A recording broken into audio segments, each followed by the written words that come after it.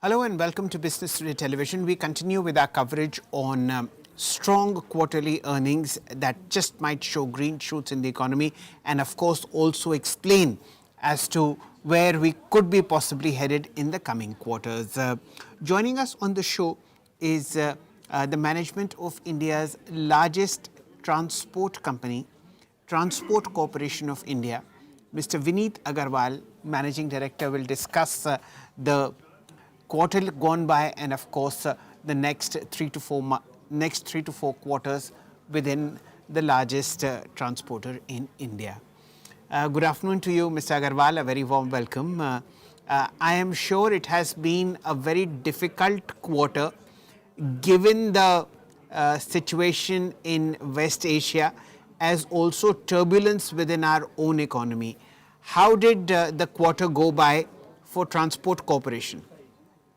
Hi, Shailendra. Always good to be back. Well, quarter four was doing well till the Gulf War started, of course, and March is which is typically the largest business month for us. We had some impact there, and we could have done much better. Our guidance was 10 to 12% on the top line. We just almost scraped, almost got there, but we just missed it by a bit. That was for the FI 26.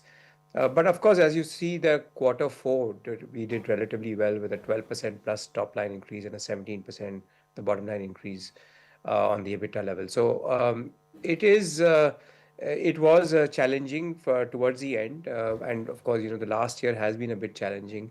But going forward also, we are seeing the fuel price hikes coming about, the inflation pressures coming in.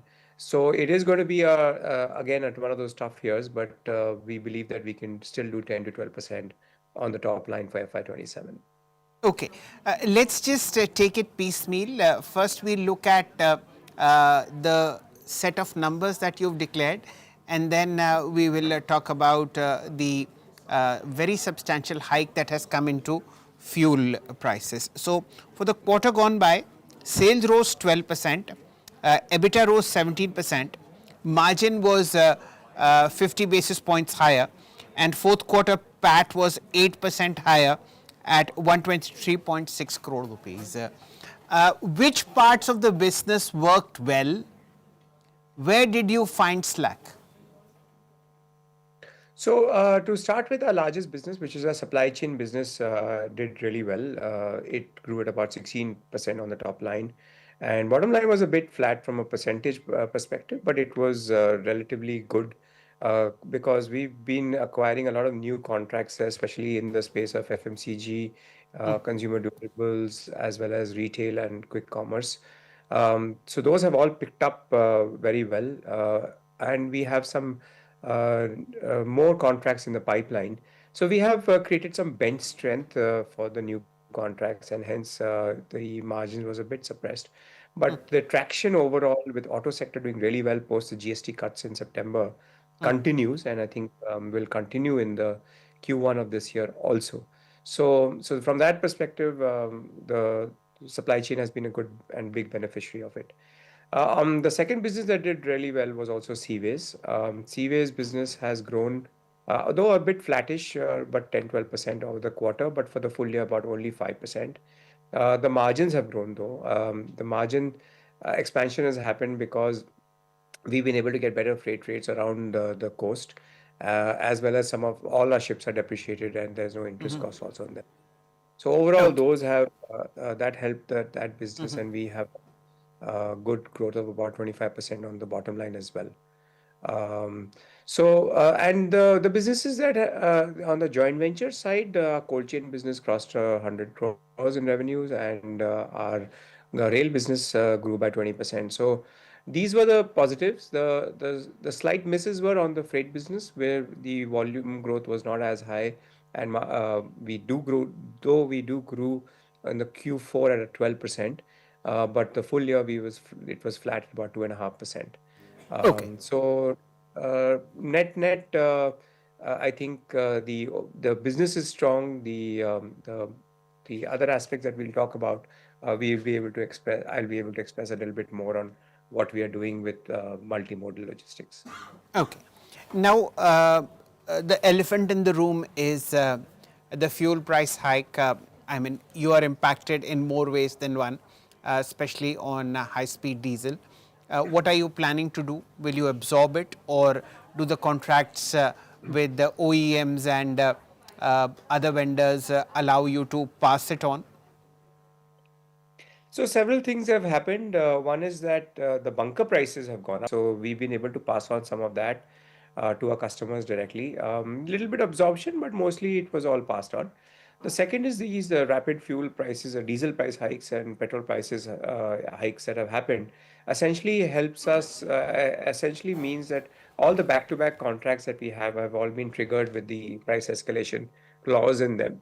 And that is means that we will pass them on. There could be some lag in this because it's happened in the middle of the month, and some of this will come in the beginning of next month.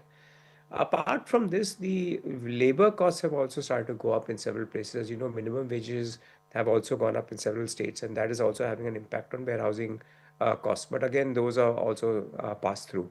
So net, some lag in terms of what we're going to pass through, but overall quite positive that these cost structures are not really going to affect us in a negative way. Mr. Agarwal, you are the backbone of corporate India because on the back of TCI moves the entire manufacturing space, be it automobiles, be it mining, be it consumer goods, be it fast goods or quick commerce. What is your gut feel at this point of time? The Prime Minister has raised quite a few, issues in terms of how this West Asian conflict could deepen its fangs into our growth prospects. You are the first line of defense. What are you noticing? Well, certainly we are seeing that the fuel price impact is going to, or rather, even the gas price. Let's go back a step back and take, let's say, what happened in March, where gas prices were hiked or gas was shut off for many entities, whether it is for smaller restaurants or smaller businesses. They've all suffered there, and I think that impact is going to come in the next few quarters where you could see some stress in MSME balance sheets. The second aspect is that there could be, because of the increase in costs for gas, etc., we will see some inflation pressure. That could lead to some demand erosion towards Q3, Q4. And let's see how that goes. I know for a fact that some consumer durable companies have taken price hikes, and that price hike has not really worked too well in several markets, especially in the south, etc. So many customers are essentially waiting to see if there would be any discounts or any kind of packages that they might get to buy products. So we are sensing that there will be inflationary pressure now with the diesel price hikes, even more so. So we have to brace ourselves. So, and of course, imports are getting more expensive, not only from a cost of logistics, but also from the rupee perspective. So, that will again start playing out in the next few quarters. Uh, that's on the negative side, perhaps, but on the positive side, the market itself is still very robust. I mean, at a $4 trillion economy is growing at 6%, 7%, still means there's a large market that is consuming, that's growing. We might be off at a higher base, but it is still a market that has a lot of leg to grow. Right. Mr. Agarwal, I totally agree with you, but in the last, especially 20 days and over the previous 2 months, the obituary of the Indian economy has been written repeatedly in all forms of media, whether it's social, whether it's print, whether it's TV, whether it's domestic and international. Yet, you and I have tracked the entire economy for the last 30, 35 years at least, and each time we've emerged stronger.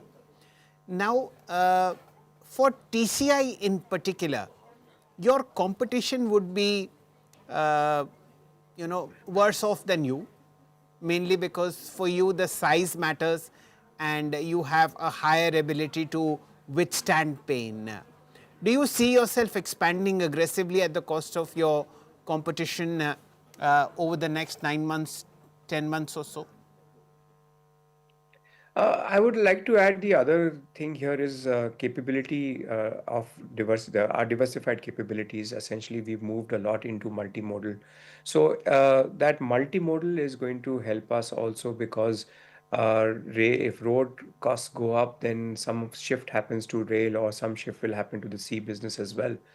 Which is really positive because there's hardly anyone in the country who can do all three modes as efficiently as we can.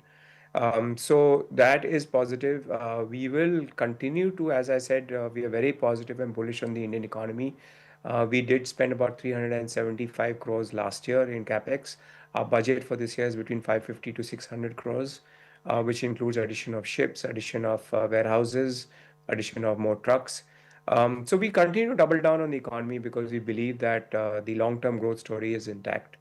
I think there's room to grow for everyone, not just us. The market is big, the market is becoming more formal, more organized. So yes, the potential to grow for everyone exists. Mr. Agarwal, probably over the next 18 months or so, we will see the commercial launch of hydrogen as fuel on many highways which are the main arteries of commerce. How is TCI shaping itself up in either changing its fleet or maybe buying into more of hydrogen fueled vehicles? What's the game plan there? So we think hydrogen is going to take some time, a little bit more time. The packaging and the transportation of hydrogen is still very complicated and slightly more difficult. So I think that will definitely be a little bit of a slower journey.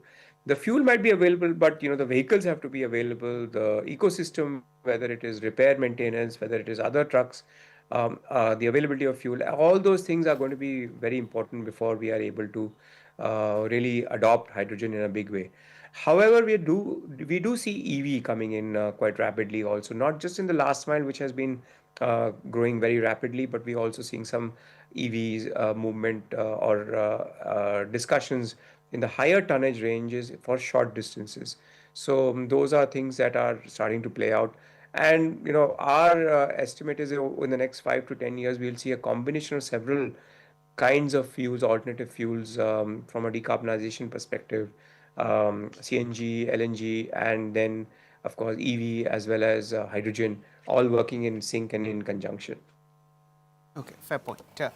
Uh, what's been the status of quick commerce? That's been one of the sheer growth areas that TCI has tapped into over the last 3 4 years.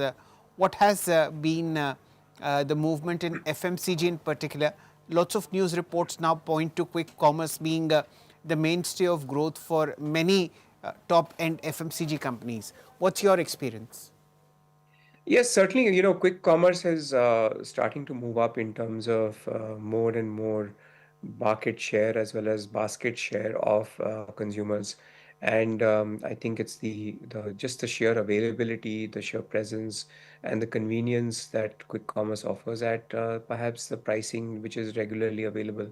So yes, it is a shift that is evident and visible, which we also very much part of. We run warehouses for and fulfillment centers for quick commerce, both on the dry side as well as on the cold side. What will continue to do well if they are able to continually provide the same kind of pricing that exists? Because Indian consumers are very fickle when it comes to price. So if they are able to get a good deal, as they call it, or a good uh, uh, cost is maintained, they will be very happy to consume via quick commerce. So I think it's a definitive trend. The onus and mandate is always going to be at the quick commerce companies. how much discount they're giving. And of course, I think this quality of services, whether it is at 10 minutes, 15 minutes, or 20 minutes, has become hygiene. So I think consumers are not so concerned and worried about that. Right. We'll pause it here, Mr. Agarwal. As always, it's so good to get the right health check on corporate India from you. Here's wishing you all the best, and we hope that better days will return soon, not only for corporate India, but for TCI as well. Thank you for your time. Thank you. That, ladies and gentlemen, was Mr. Vineet Agarwal, Managing Director at Transport Corporation of India, the country's largest transporter. I'll be back shortly with more news and more views on the market. Stay tuned to BTTV.